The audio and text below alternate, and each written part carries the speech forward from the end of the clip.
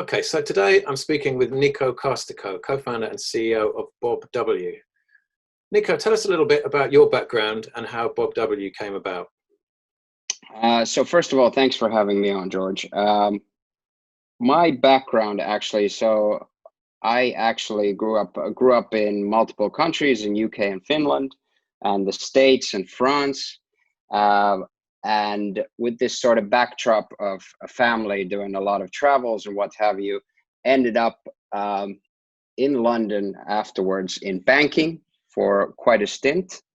And then from that sort of stint in Canary Wharf in London, moved towards tech startups, which I've spent the last 10 years in. Founded a company called STRz, a fitness activities marketplace, an aggregator with 15,000 gyms, yoga studios, rock climbing arenas, etc.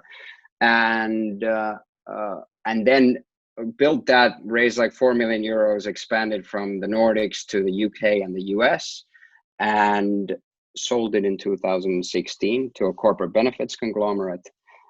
And during that time, I guess sort of the cue in for hospitality was that aside from my first summer job being at a bed and breakfast in a small town in Finland, was I was an Airbnb host first with my apartment, and then up to 7 apartments on the side starting from 2011 or 2012. And even after selling the company, that was the one thing that I absolutely loved doing. And that then morphed into really a side business, a side hustle that you started seeing this opportunity of not just making additional money, but there is so much untapped potential in the short stay market and the short stay, Airbnb type experience, as consumers would call it. And then I went to Asia in 2017 after selling that business. And then I kind of recognized, why the heck, when I'm this huge fan of the short stay experience, why am I spending all this time, 80% of my transient nights in a hotel? And then you started realizing, well, there's just a lack of quality standards and there's a hit and miss in that whole space. Do you trust this guy with the reviews? Nice apartment, but is it in the ghetto? Are they real pictures, etc.? And really that sort of started opening up the opportunity and the potential of really creating a new category of hospitality where you bring the hotel and short stays together. So I guess that's went a little bit over, but that's the short background of how Bob W came about. And I guess then I called up co-founder Sebastian, an old German friend, a study abroad student in Finland. And we ended up chatting about this sector and started recognizing that, whilst the hotel industry is about 50% brands and most of it has a quality standard next to it, the short stays are, according to some measurements, 0.5% branded. So an absolutely mom and pop industry. So we thought, hey, we've got an opportunity to really rethink this industry with technology and to scale it and to professionalize it. And that's what we ended up doing with Bob W. Mm-hmm. What's the story behind the company name? So most of us who've spent a lot of time with the short stay sort of Airbnb experience recognize that the best kind of experience at the end of the day is that amazing host. And that amazing host can be the difference of an absolutely fantastic experience and an absolute crap experience. And there's a lot of variance, as most of us who are actively use these kinds of accommodations find out. So we wanted to really, epitomize that, that perfect host. And so Bob W is that avatar of the perfect host. Now, we were, Nordic and German, so we were trying to think of, Viking names, and we really wanted to be personal, because that's how, when we really started doing our concept as well, it was about creating that connection, that empathy, that connection, that hospitality that's one-to-one, even with the lack of having no front desk. And so with Bob W, we recognized that, that we wanted to epitomize that host. And the brief always was best of both worlds, that we wanted to create a concept that is best of both worlds, best of the hotels, best of the short stays. And we tried to do all these Viking names. It wasn't working out. And then eventually we were like, oh, best of both worlds. And somebody pointed out, that actually, hey, it's best of both worlds. That acronym stands for Bob W, which sounds pretty much like a awesome, memorable name. So we kind of jumped with it and have stuck with it. And it's been a part of the magic is that if you read our hosts, if you read our reviews, we've got like thousands of reviews out of 10,000 plus people stayed with us. And they all say Bob W is the best host ever, even though they all know that Bob W is not a real person. So there's some cool magic there. Great stuff. You mentioned technology earlier. What differentiates your company from its competitors? I'm guessing technology is the biggest piece there. Yeah, I think there's a couple of pieces there that really make that difference, and I think our mission, our vision, our sort of reason for existence is to really create this 5-star experience at scale. And we've really worked on this, how do we create the 5-star experience for every guest that comes in through the door every time, 100% of the time, without fail. And of course, hospitality is about doing a heck of a lot of things right, as we know, and without fail. And the trouble is, different people have different priorities and care about different things. So we've really, managed to create this system and use technology and built our own stuff to really be able to take that potential for human error out of it and keep an extremely high quality experience where we can then actually customize at scale to each guest coming in through the door. And I think, we're on the path of building that, and the elements that we have in place for that is really been able to make that difference. And I think the outcome is, we're ranked 9.9 out of 10 across our all of our public ratings, literally the best ranked hospitality provider in our sector in the country of Estonia, for example. And 75% of our repeat guests book directly with us, which that whole thing says that they're recognizing that it's not apples to oranges comparison. And I think that allows us to really scale. And I think that's what really, where the investors got really caught up, that hey, we have a product that can be really scaled up and will not fail in the classic sense as a manual human to human business would do. You currently have units in Helsinki and Tallinn. Where else are you looking at for your future expansion? So we are coming to the UK. We are coming to London. The exact dates and locations, we'll have to have another update with you and share that shortly.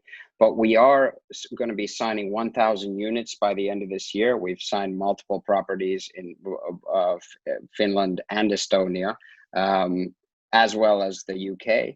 We will be also entering another 2 markets, which we'll be able to tell in the course of this winter as well. So the target is 1,000 units, and to be signed by the end of this year, and well underway to do that. How has the pandemic affected the business in terms of both occupancy and the type of guests staying with you? Well, like we said, what a time to be alive for hospitality. It's been a heck of a ride during this pandemic, and our hearts go out to all our friends in the industry who are suffering. And it hasn't been easy for us either, but we've managed to show quite a high level of resilience by having, I think first baseline is having an excellent product where people come back to, and just having the flexibility in the type of target demographics and the target customers that we go for, and being able to reach those and give a compelling case. So obviously, like many in the short stay rental industry and hospitality industry, has been adjusting and finding new groups. And for us, we've managed to do that from everywhere from essential workers to returning expats, etc. So we've actually managed to, be on average 3 times better occupancy rate than the sector on average. That includes, topping consecutive months at 90% plus occupancy over the summer period, and with healthy double-digit operating margins as well. So we've actually managed to do really well, and I think that's why we're so bullish going forward now. Now, of course, are our rates where we want them to be? No. Is our occupancy where we want them to be? No. But we've shown resilience, and that gives us confidence to go forward, as most of the industry, certainly the hotel industry, is very much frozen. So. What are your most effective distribution channels, Niko, and how is that changing or evolving?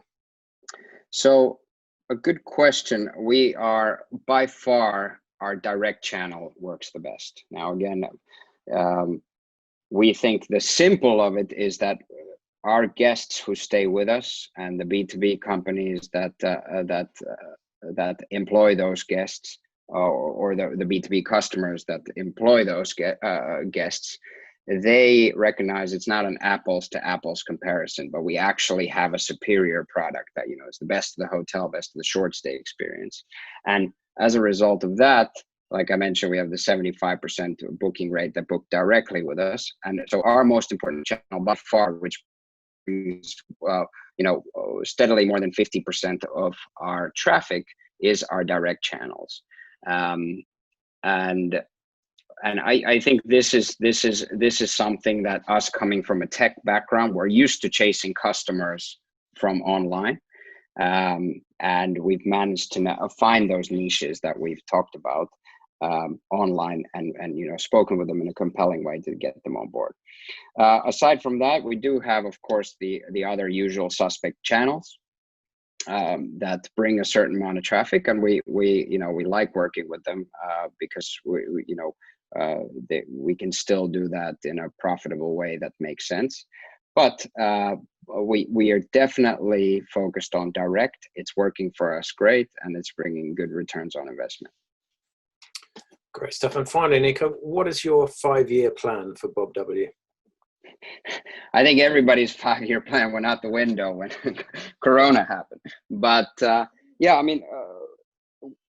in 5 years, we're going to be a global phenomenon. Bob W is going to be the epitome of this new category of hospitality. And it's going to really represent an increase, a whole new bar being set in the industry in terms of experience. So that's something we really believe in. We also believe in that we're going to be the leaders in sustainability for that. Well, actually, I say that, but I certainly hope not. I think I hope we all get behind a sustainable approach, whether it's hospitality on a personal level or any other industry for that matter. But we've decided and have taken active steps since we got started that we are going to do everything it takes to do the right thing when it comes to sort of real world sustainability. And we did it to sleep our nights better, but our customers, are really get behind that and really care about that. So which we're really happy about, because it really helps us get on this mission of changing people's attitudes about sustainability. When they get out of their homes, they stay with us and they recognize, oh, this can be equally amazing. And even though the choices that we make in the apartments, in the suites are sustainable, and really set an example which then they can take back home. So we believe in that. Finally, I would say is that Bob W is going to go towards an asset light model, and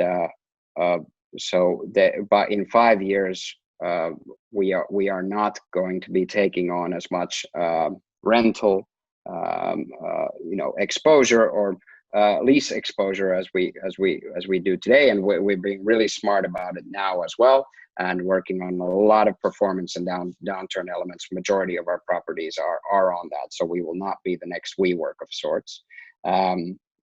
But we will be introducing an asset light model into this industry that has a whole lack of brands and standards, and somebody can really do that and bring great returns for local players that would partner up with us. So that's the future. Great. Niko, thanks very much for joining us today. My pleasure. Thanks for having me.